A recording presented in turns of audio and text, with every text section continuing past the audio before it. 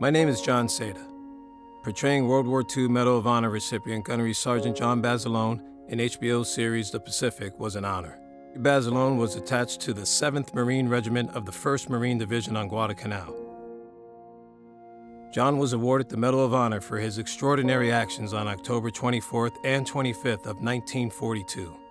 His role in helping to fight off some 3,000 Japanese on their way to recapture Henderson Airfield is legendary. This is thought to be John Basilone's foxhole position on Guadalcanal today. Still here in this dense Pacific tangle of tropical trees, vines, and green jungle canopy that swallowed up so many Marines. The haunting scenery remains a testament to the cold-blooded fight that lasted months on this island. So in other words, the mud and the rain and stuff like that never bothered us. This is all the casualties. Oliver Marcelli knows Guadalcanal well. Marcelli landed on the island exactly 1 month after John Basilone's heroic actions. Oliver's home in Naples, Florida, reflects his pride in having served with the 1st Marine Division in World War II.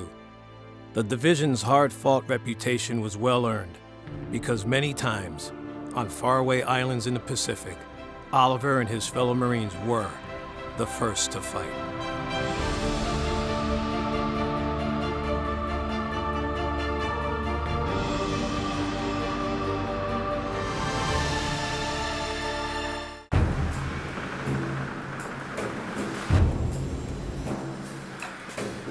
On August 7, 1942, 11,000 men of the 1st Marine Division were just minutes away from taking the fight directly to the Japanese. Their first objective was an airfield on an island nobody knew existed or could barely pronounce. Nobody had heard of it, and they called it everything, including "got an old gal." It's 9 months after Pearl Harbor, not even a full year. And we're now taking the first offensive actions against the Japanese. And it will be a bitter, hard-fought battle.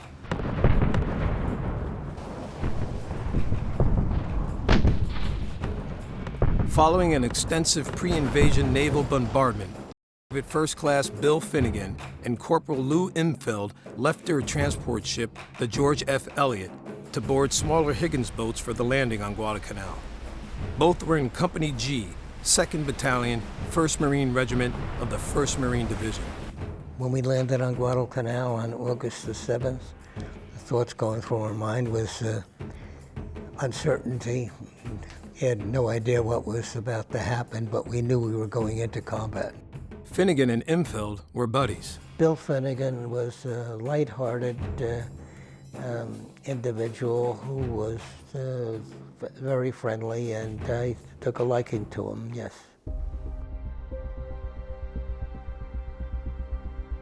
Guadalcanal, 90 miles long and 25 miles wide. It became important to the United States in 1942 due to its proximity to Australia. An almost operational Japanese airfield on the island threatened to control this huge part of the southwestern Pacific. The Japanese were building the airport when we landed there. General Alexander Vandergrift led the 1st Marine Division ashore. Guadalcanal would be America's first ground offensive in World War II. The Solomon Islands, the Marines found, were outwardly beautiful. But behind these sandy beaches and swaying palm trees, Americans would find a fanatical enemy, rampant disease and death. It was a big, mountainous, jungle-covered island. And it looked, from the sea, it looked somewhat foreboding. But we had no idea what was in store for us there.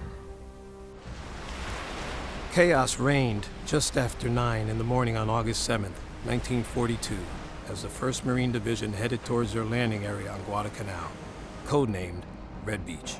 The young Marines expected the Japanese to be waiting for them at the shoreline. Our planes were attacking, strafing the shore. We expected to get shot at immediately. We were not really looking forward to meeting Japanese, live Japanese on the beach. Instead, as they came ashore on Red Beach, Finnegan and Imfeld found the Japanese were nowhere to be found. They had moved back deep into the jungle once the pre-invasion gunfire began. Well, as I said, we were content for a short time that no Japanese were shooting at us. We moved inland into the jungle, got off the beach as rapidly as possible. We hit the ridges and the jungle. Most of the ridges were jungle covered. Henderson Field and its 3,600-foot runway was taken on August 8th by the Marines. Holding on to the airfield would be the storyline on Guadalcanal over the next several months.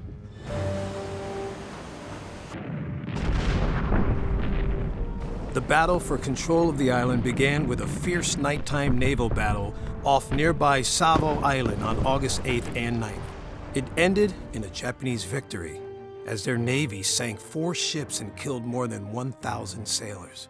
The one-sided defeat spooked the Allied Navy into a full withdrawal. Their retreat left the 1st Marine Division all alone on Guadalcanal, just 2 days into the fight. We heard naval gunfire, but we never knew until we got back to the beach that our ship had been sunk. It's hard to tell from a naval battle. It's just, naval battle going on at sea, who is winning or who is losing. One of the ships sunk was the George F. Elliott, the large transport that brought many of the Marines to Guadalcanal. And most of our Navy withdrew. Disappointment and abandonment by the Navy. The George F. Elliott just happened to have most of the Marine supplies on board. The men of the 1st Division now had no naval support and very little in the way of necessities, from food to ammunition. We did feel a little bit hung out to dry. Yeah, we were short of supplies. Everything. Food, clothes. Allied naval support was gone and their supplies at the bottom of the Pacific Ocean. The 1st Marine Division was now alone and surrounded on Guadalcanal. Henderson Field became the early epicenter of the battle. When we took the island, we went ahead and to complete the airfield. But our engineers picked up with the Japanese tools, tractors, everything they'd been using, and kept working on the airfield. No Allied ships meant the Japanese Navy roamed up and down Guadalcanal's coast with impunity. They pounded the Marines dug in around a now fully operational Henderson Field. Oh yes, the Japanese shelled at night, mostly from the sea. And they bombed us regularly, every day. Frank Pomeroy from Massachusetts and Company H, 2nd Battalion of the 1st Marine Regiment, had been aboard the George F. Elliott when it got hit. His friends thought the teenager was dead until he showed up on Guadalcanal on August 19th. Pomeroy had been rescued and taken to another island, then back to Guadalcanal. He returned just in time for the Marines' first land battle on the island. His sergeant couldn't believe Pomeroy was still alive. He saw me, and it was almost like a state of shock, because I was missing in action, having gone down with the Elliott. The Japanese on Guadalcanal wanted their airfield back. On August 21st, 1942, they made their first all-out bid to retake it. It was here, at the misidentified Tenaroo River, where the fight unfolded, at a place called Alligator Creek. The Marine maps were wrong. It was actually the Peleliu River, and there were no alligators on Guadalcanal, just crocodiles. Ambiguities aside, the lagoon was between the Japanese and their goal of retaking nearby Henderson Field.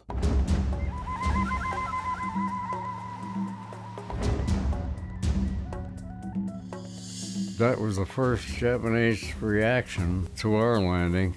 The Marines at Alligator Creek prepared for the coming attack the best they could. They just set up machine guns and firing lines where you felt that they were best suited. Nearly 900 Japanese of the 28th Infantry under Colonel Keano Ichiki were massing on the far side of the lagoon. 2 battalions of the 1st Marine Regiment on the Henderson Field side. Everybody was afraid. Lou Imfeld was assigned to a special weapons platoon just upstream from Alligator Creek. Of course, you were apprehensive. You know you're going into combat. You know you're going to be shot at. Local native Jacob Vuza, who had been tortured by the Japanese, was the first to sound the alarm that the enemy was pushing on Henderson Field. It was dark. Vuzer, our native scout, came back in. He had been tied up by the Japanese and left for dead, actually. And he got away and he came down and he told them that the Japs were on the way. So we knew we were going to get attacked that night. On August 20th, the day before the attack, barbed wire was strewn all along the sand spit at Alligator Creek, right down to the waterline, to slow the Japanese assault. They only had enough barbed wire to put one strand of wire up, and they were going to do that after dark so that the Japanese would know that it was there. We were always alert and anticipated possible attacks by the Japanese at night, because generally when they fought, it was at night. Just after 1:30 in the morning on August 21st, 1942, the Japanese on the far side of Alligator Creek launched their first banzai charge against the 1st Marine Division.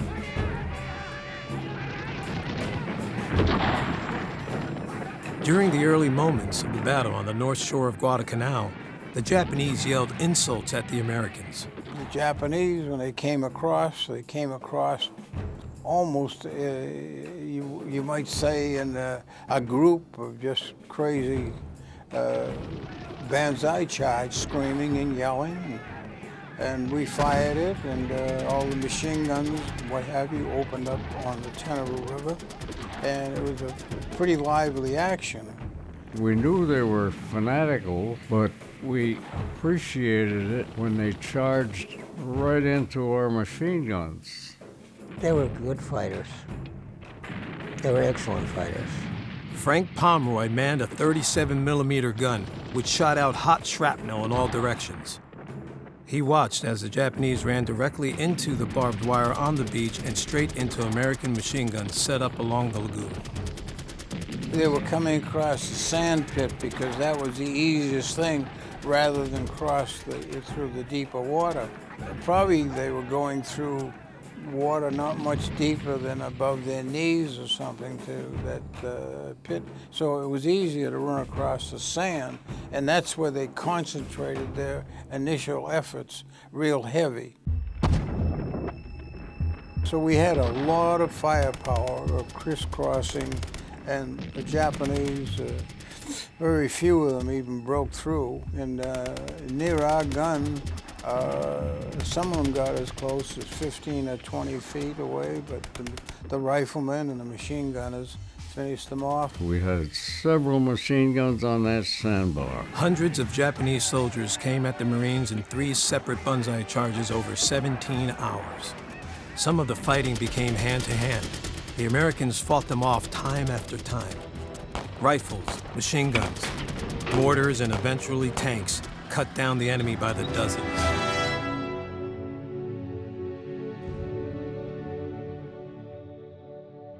There were bodies laying all over the beach.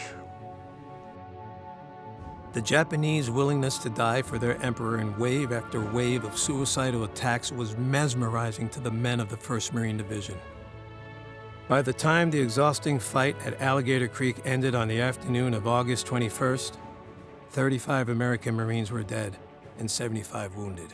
But it was on the beach where the real story of this battle was most shocking. Roughly 790 of the original 875 Japanese who had taken part in the assault lay dead, many partly buried by the incoming tide.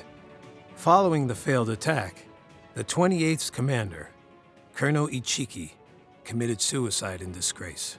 The Marines could not believe what they had just witnessed. The Japanese had no fear of death. They just kept charging and dying.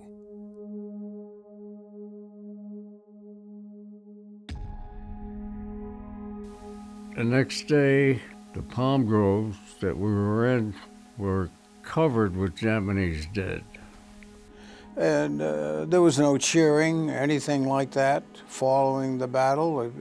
People felt pretty happy that we'd won it, but you could look out there and see all these bodies, and it makes you think a little bit how, how short life can be. We looked at the beach in the morning, and where our gun was pointed, you could see Japanese bodies had been half buried by the ocean current in the sand, and but their upper bodies were sticking out, and you couldn't see any blood on them. Following Alligator Creek, many 1st Division Marines wondered if they would ever leave Guadalcanal alive. We always considered that possibility that we might not get off of there, but There was a question whether we would make it off the island alive, yes. Oliver Marcelli landed on Guadalcanal on November 25th as part of Headquarters Company, 1st Battalion, 1st Marine Regiment. Japanese bombers gave him a thunderous welcome. Well, again, the majority of them would come over at night and bomb the hell out of us at night. And we just run for the nearest foxhole, that's about it. Again, you never forget it. And it's something that it lives with you the rest of your life. And I will never forget it as long as I live. There would be many other famous battles on Guadalcanal before the fight here would eventually end. More frontal attacks by the Japanese were beaten back by Marines here on Bloody Ridge, within eyesight of Henderson Field. There were also several clashes along the island's Guadalcanal River. But Alligator Creek was the Marines' baptism of fire. The Japanese strategy of kill or be killed, both eye-opening and unnerving.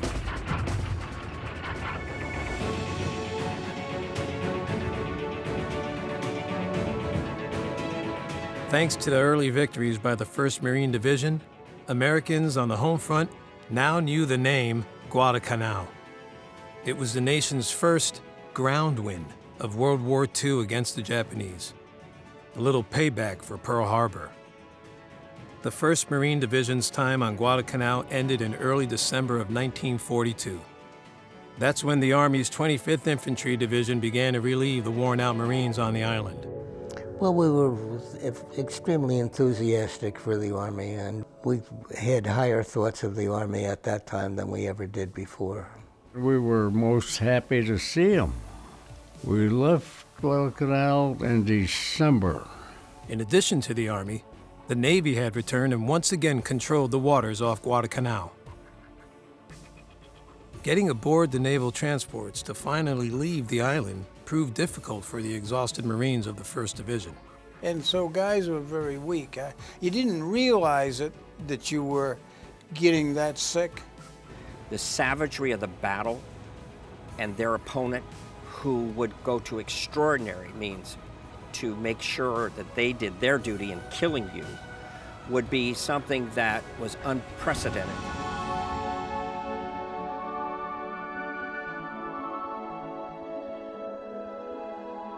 Many reminders of the fight on Guadalcanal are still visible today.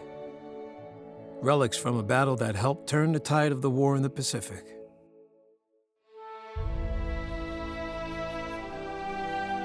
The expansive Guadalcanal American Memorial sits high atop the island and has commanding views of the battlefields.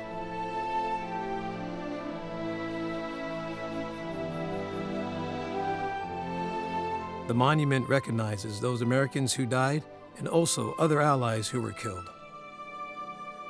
By the end of the fighting here in early February of 1943, more than 60,000 American troops had come ashore to fight on Guadalcanal. More than 1,600 would die on the island. Triple that number were killed at sea. 4,200 Americans had been wounded. Several thousand Allied troops also died due to tropical diseases such as malaria, dengue fever, and beriberi. The Japanese called Guadalcanal the Island of Death. 25,000 of their soldiers never left here alive. The American 1st Marine Division had earned a much-deserved rest. They got it down under. We wound up in Melbourne, Australia, and we thought we died and gone to heaven. And it was just a stunning vacation that we really enjoyed. I'll never forget Australia. I had a young lady there and she thought we were going to get married, but I said, no, I'm going to wait till I get home.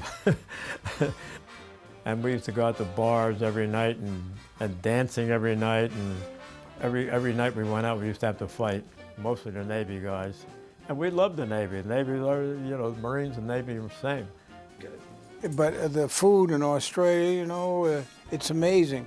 You hear guys talk, man, you want to talk tough, and they drank a lot of beer and all this. I'll tell you, we used to drink as many milkshakes as they did beer. Really, really, people just loved the ice cream, you know, and that helped to put body weight on. It was a type of food. Melbourne was a beautiful city with a lot of friendly people. There was also intense training in Australia, because in late 1943, the 1st Marine Division was headed back into the fight. The island of New Britain, in the territory of New Guinea, was next as the Allies' march up the Solomon Island chain continued. There were 2 Japanese airfields near Cape Gloucester on the tip of New Britain. They had to be taken. The main landing was made on the east coast of Cape Gloucester. The beaches had been thoroughly softened up by pre-invasion bombardments, and enemy opposition was light. 4 regiments of the 1st Marine Division were told to capture and defend the airstrips. Cape Gloucester was an area dominated by swamps, biting insects, and dense jungle cover. Monsoon rains kept everything wet and muddy. Foxholes filled with water. Malaria and other tropical diseases were again rampant. The Japanese strategy of shrieking frontal bullseye attacks continued. It was a miserable time. Once again, there would be no beach opposition to the Marine landings. On Christmas Day, 1943, we landed on New Britain. Oliver Marcelli had been transferred to C Company, 1st Battalion of the 1st Marine Regiment prior to the Cape Gloucester landing. The rain and the mosquitoes were terrible. And it rained all the time. And we lived in mud and lived in tents whenever we had a tent. And other than that, we just cover ourselves up with palm trees, palm fronds, like you'd see a monkey do or whatever. And that's the way we survived. But we took Ativan every day for malaria, and the majority of guys fell down sick as hell with malaria. I was one of them. The fighting on Cape Gloucester wrapped up by March of 1944.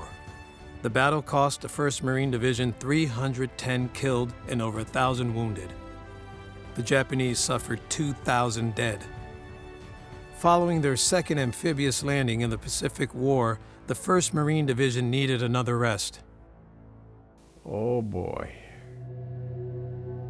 We thought we were going back to Melbourne. No, we weren't.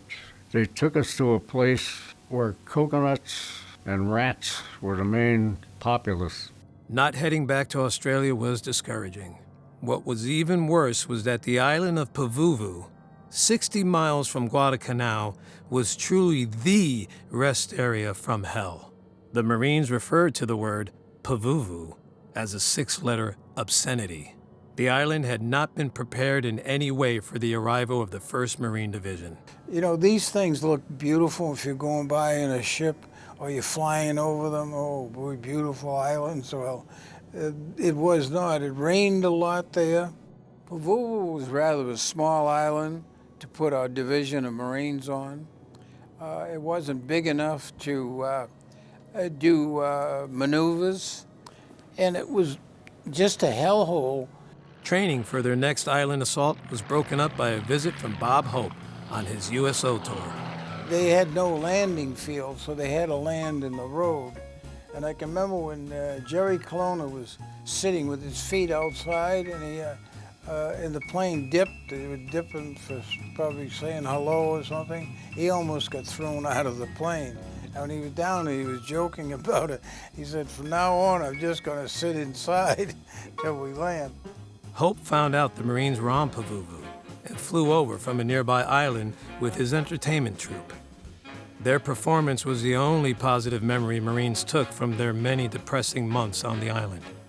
You're a nice girl, too. You did. That's a lie, and I can prove it.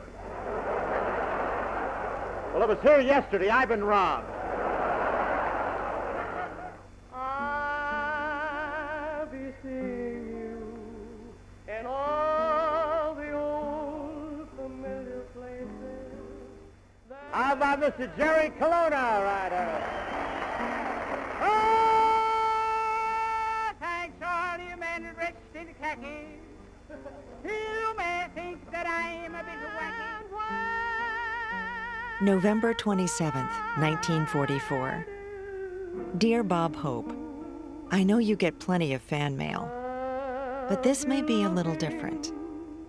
In August, I received a letter from my son, Private Edward Andrew Stumpf, Andy, a Marine then at the little island of Pavuvu in the Russell Islands in the Solomons Group.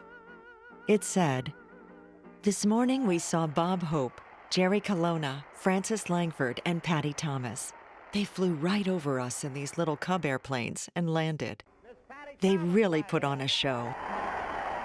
Soon after this letter was written, this boy was killed in his first battle at Peleliu. He was only 19, and I can never thank you enough for having brought him those 2 hours of fun. Gratefully yours, his mother, Mrs. A.A. Stumpf. That name, Peleliu, would come to haunt every Marine who left Pavuvu for their next Pacific battle. Then they told us, "Oh, this is going to be very short, quick, over with, and it won't be that bad." Guadalcanal was a walk in the park compared to Peleliu. The 1st Marine Division's new commander, General William Rupertus, said it would be a rough but fast battle, maybe lasting 3 to 4 days. His prediction would go down as one of the worst in military history. Well, they give you a pep talk naturally before you get into the landing boat and go in, but that doesn't do much good.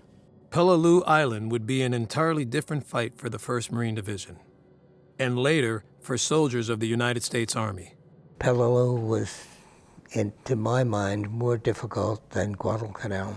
Once again, a Japanese airfield would be the main objective. The island was needed to protect General Douglas MacArthur's right flank as he prepared to invade the Philippines in October. That's what MacArthur said. President Roosevelt agreed. So did Navy Admiral Chester Nimitz. Admiral William Halsey did not. Halsey felt the 2-mile-wide by 6-mile-long coral island of Peleliu, 500 miles east of the Philippines, should be bypassed. He reasoned that since Japanese planes on the island and their airfield would be neutralized by pre-invasion bombardment, MacArthur's flank would be safe from attack. Halsey was overruled.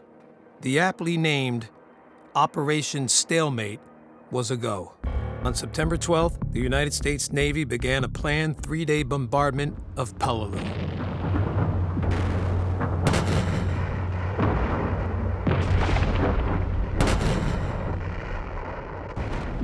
The pre-landing naval and aerial barrage damaged the airfield, leaving the Japanese with just a handful of flyable planes, but that was about it. 11,000 Japanese soldiers were still alive on Peleliu. Rather, they were alive in Peleliu, safe in some 500 caves, bunkers, blockhouses, buildings, and fixed fortifications. What the Marines did not know was that the Japanese had a new game plan. they would make the Americans come and find them in their fortified defensive positions. The days of mass suicidal banzai charges were over.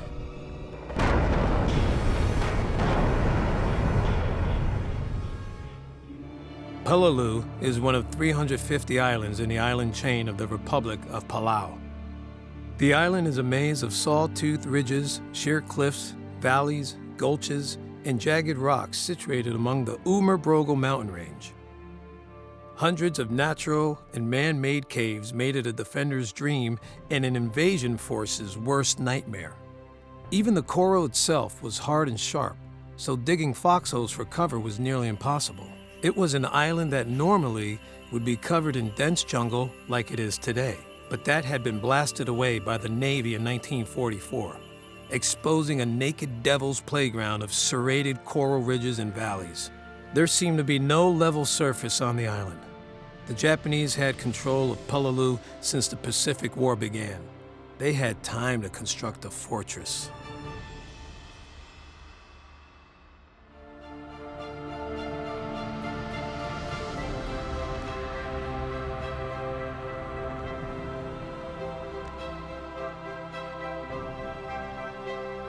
The area around Peleliu is stunningly beautiful. A paradise of warm and crystal clear greenish-blue water. The Rock Islands mark the line of travel to Peleliu, which is roughly a 2-hour boat trip from the Palau capital of Koror.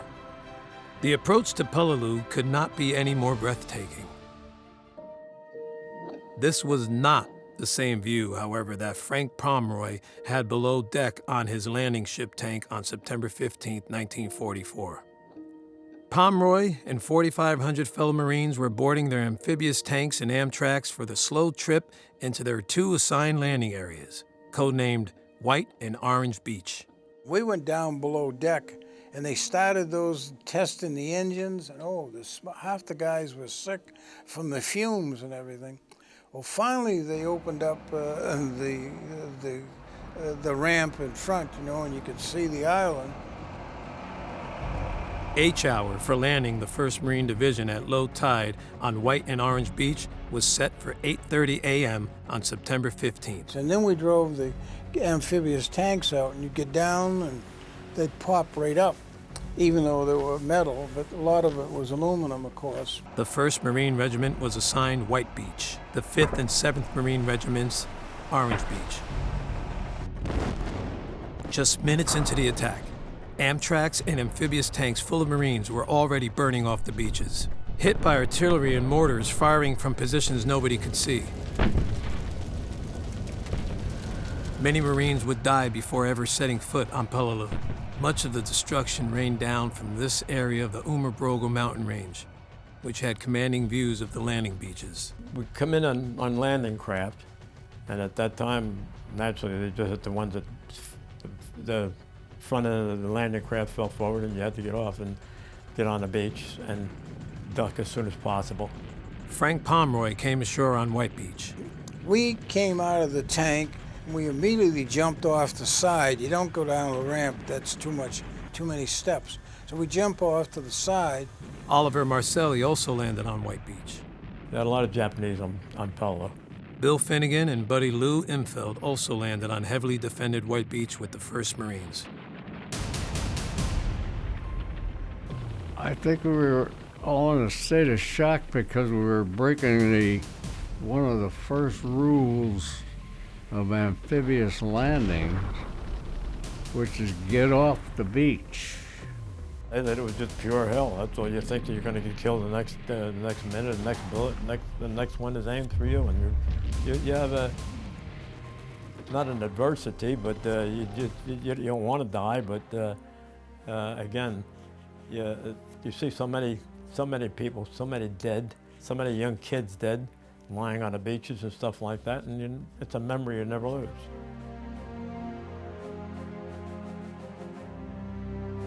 Nobody was moving on the beach, and all of a sudden, the biggest Jap I ever saw jumped out of this trench, and he had fixed bayonets, and he was looking right at me.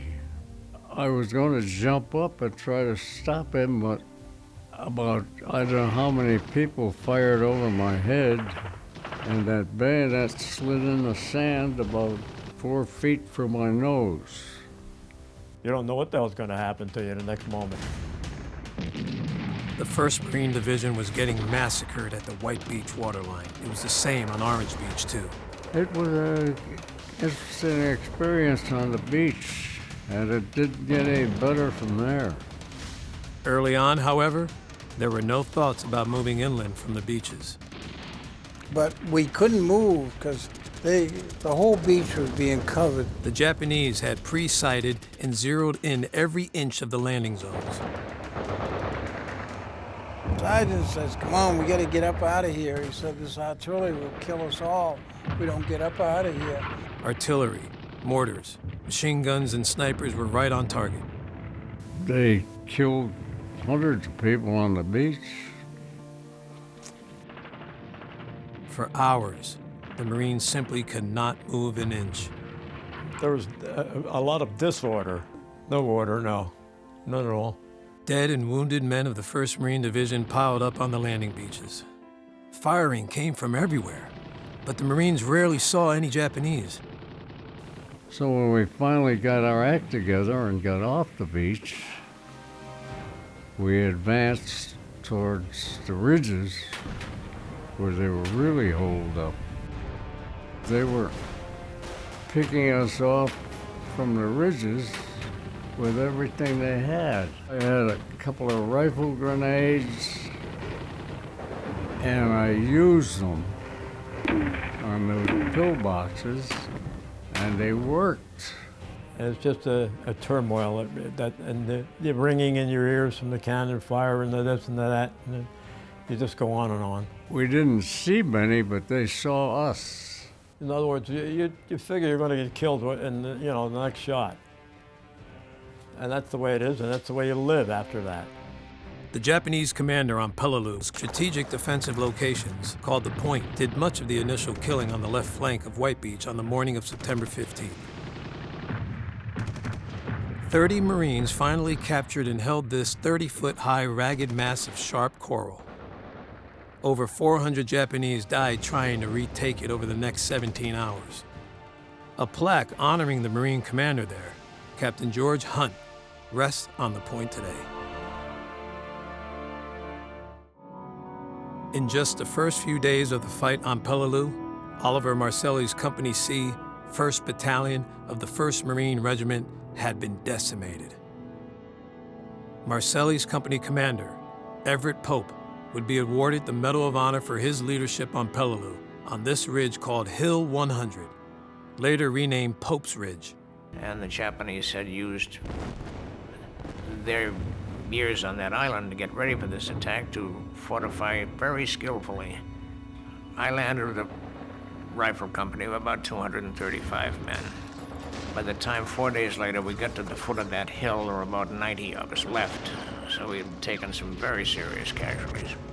1st Marine Division General William Rupertus and 1st Marine Regimental Commander Colonel Chesty Puller continued to controversially feed their troops into what had become a Marine meat grinder. 1,500 1st Marines were already killed and wounded. As bad as the combat was on the landing beaches, the Marines hadn't seen the worst of it yet. Ahead of them was the airfield and the ridges and mountains of Peleliu. Foreboding names such as the Five Sisters, Death Valley, and Bloody Nose Ridge lay inland. We advanced toward the ridges. It was rocky, scrubby terrain. We had so many casualties, I kept finding myself alone. And most of my squad or fire team was casualties, killed or wounded. The Japanese on Peleliu were as fanatic as every place else we fought them, and they would pop out at night mostly, because during the day we could see them. The Japanese were waiting in caves and fortified ridges behind the landing beaches. They used a lot of napalm to pull them out of the caves, and they were all burned to death. And but other than that, they were absolutely great. They were good soldiers, and because of the fact that they just fought to the death. They were nuts, I know that much. They were crazy. Ferocious fighters, and good ground to fight on. The Marines would have to root the Japanese out of their elaborate system of 500 limestone caves on Peleliu's ridges and cliffs, each its own fortress. When we had to fight the Japanese in caves, you fought them like you fight anybody that are in caves, trying to blast them out. We'd use explosives and make sure the cave was sealed up.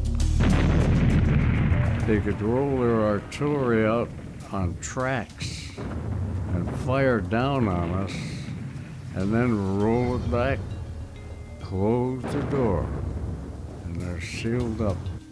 And they took a heavy toll on us that first night before we took the ridge, because they were looking right down our throats. The fighting was extremely ferocious on Peleliu. One of the caves on Peleliu could hold over 1,000 Japanese soldiers. It looks the same today as it did in 1944. The tools of war still scattered everywhere. In addition to a determined enemy on Peleliu, the men of the 1st Marine Division also had to deal with 115-degree temperatures and a blinding bright sun that reflected off-white coral.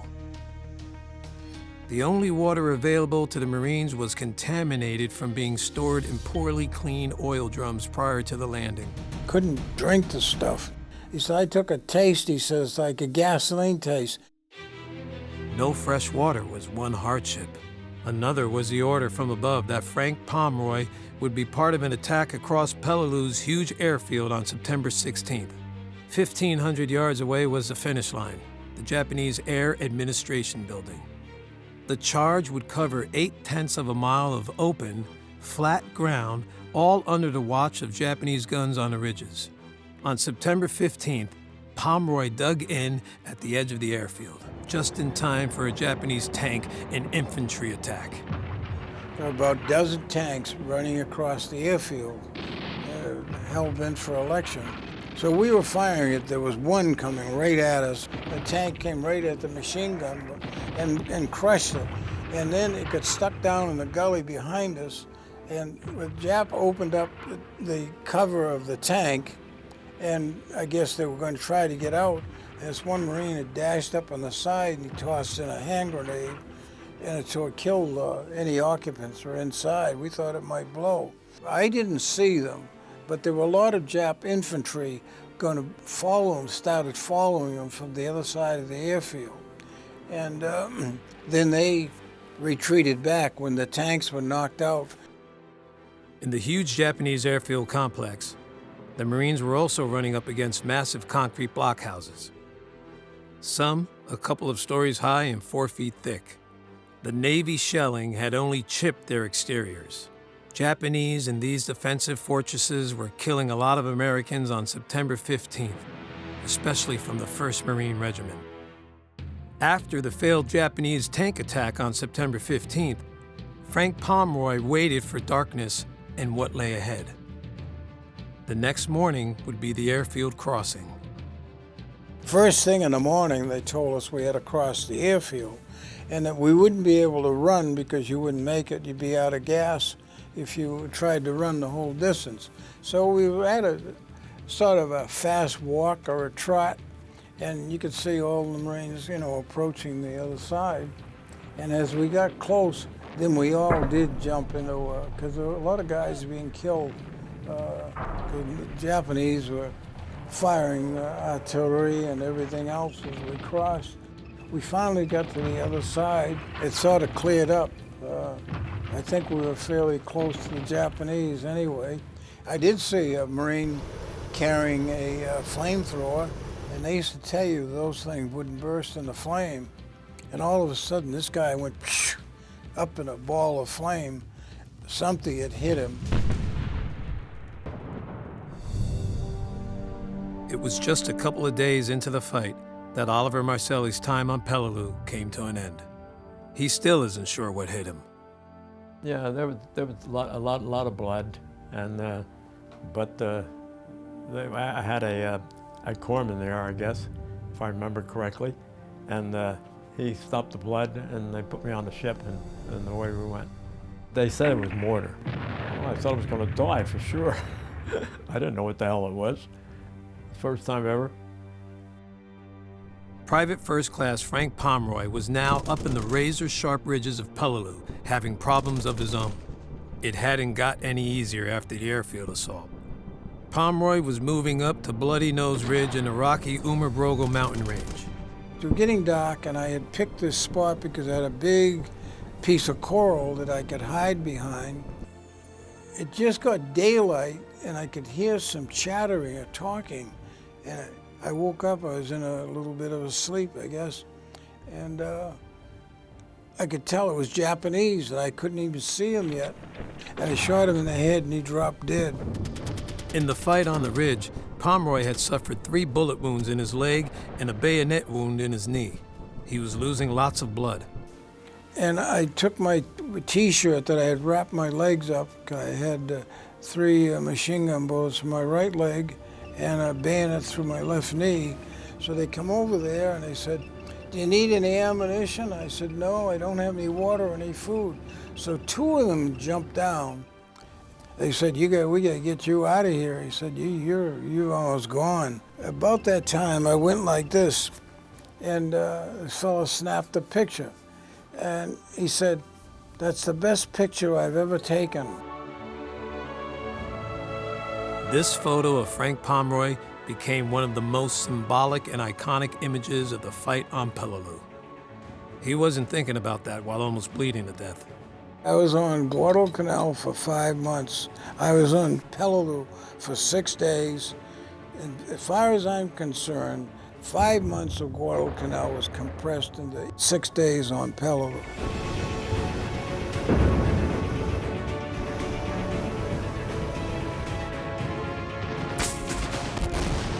The fighting on Peleliu had also taken its toll on Bill Finnegan and Lou Imfeld's Company G, 2nd Battalion of the 1st Marine Regiment.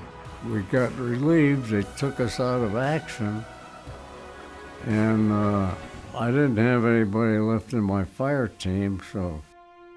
By day 6 of the battle, the 1st Marine Regiment had suffered over 1,600 casualties.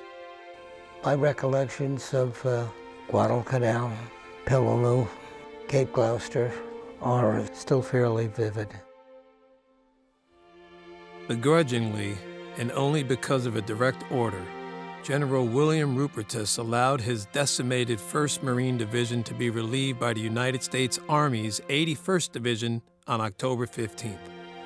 In roughly 1 month, his Marines had suffered over 6,200 casualties, 1,200 of those killed in action.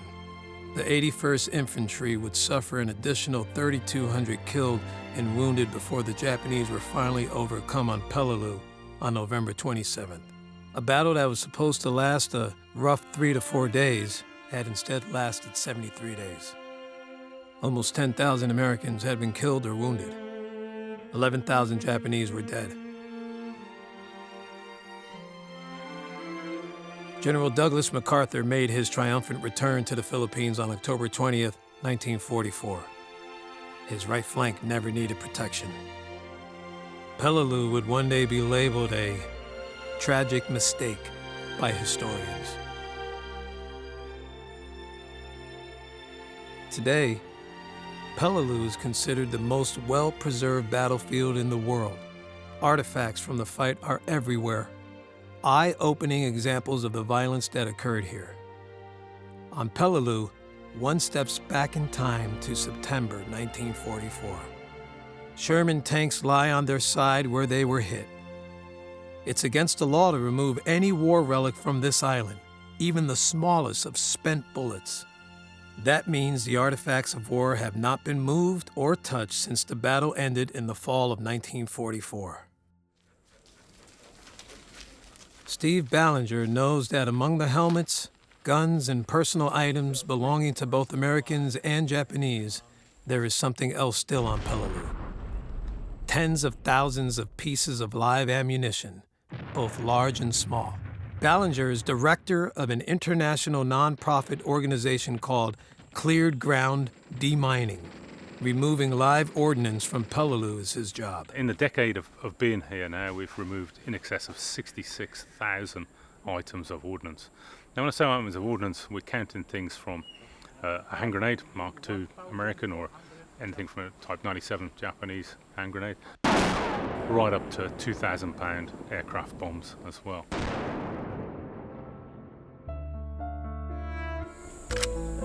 Japanese researcher Tomomi Takemoto is also searching for something on Peleliu still here from the battle, her great-uncle. Kotaro Okada, the brother of Tomomi's grandfather, is one of over 2,600 Japanese soldiers still missing in action from the fight on this small island. He was 24 years old when he was killed.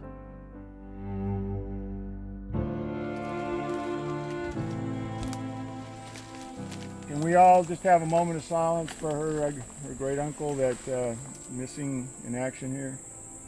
When I visit my grandpa's place, he always talk about him. There's some other gun pits around here and so forth, so this was a very active battle site right here that you're standing in. I also feel something connected to my great uncle. That's how I got interested in searching about him. And it's possible that maybe her uncle's remains are right in this very area here, because this is where he was stationed. And they uncovered, lots of Japanese relics. This is a Japanese helmet, Japanese canteen. Every time I come here, I'm always hoping that I find something. I don't know if you've ever been back here before. When I come here, I feel connection to my great uncle and my grandfather, because he is already passed away. I always see Japanese things. I really look for if the items have name on it. I couldn't find any. When I go walking on the beach that they defended, I feel something like he's looking at me or he's walking with me. So what he saw or he experienced on this island, it's helpful. So. And it's all so peaceful and quiet, just the birds and the wind today. I hope not forgotten by Japanese people.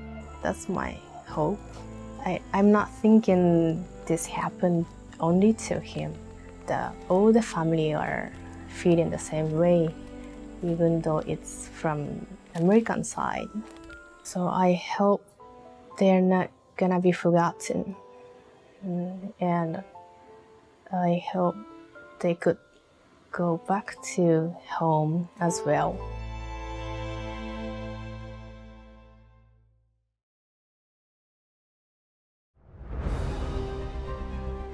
Here on Peleliu, the 1st Marine Division Memorial is cared for by another generation of the American military. It's located not far from the ridges where so many Marines and soldiers died. Just feet away is an expansive Shinto shrine, honoring those soldiers from Japan who also fought and were killed here. Down the road a bit is a Japanese cemetery.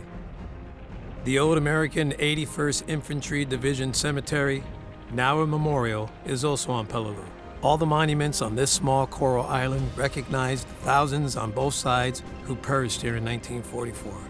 Most of the world didn't know the name Peleliu, and today, that still holds true. This largely forgotten battle remains lost to history, except for those who were here and the thousands who never left this place alive. It is the same story on many remote tropical islands in World War II. Especially for those Marines who were the first to fight, and oftentimes the first to die in the Pacific.